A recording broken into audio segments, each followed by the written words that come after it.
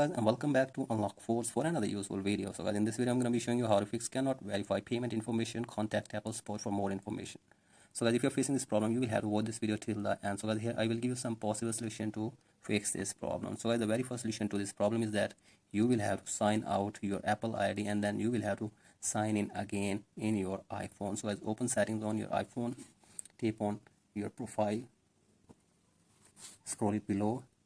Here see the option sign out. So guys, sign out for one time and then again sign into your iPhone. So guys, after this, go for the other solution, that is update your software to the latest version. So guys, open your setting and then tap on general, tap on software update.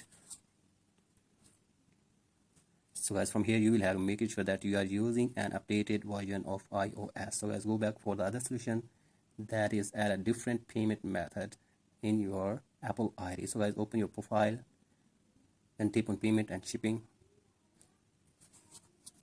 Give here your password.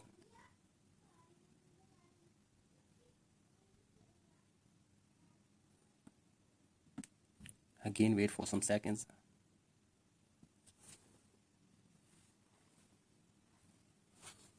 So guys, from here you will have to add a different payment method to fix this problem. So guys, after this, go for the other solution, that is make it sure that your international transactions are active and enabled on your debit or credit card. So guys, make it sure that international transactions are activated on your debit or credit card by your bank. So guys, after this, go for the other solution, that is select your country or region correctly. So guys, go back. So guys, from here tap on media and purchases, tap on view account,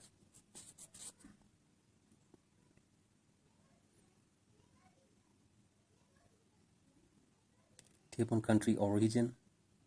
So guys, here you will have to select your country or region correctly. Tap on change country or region.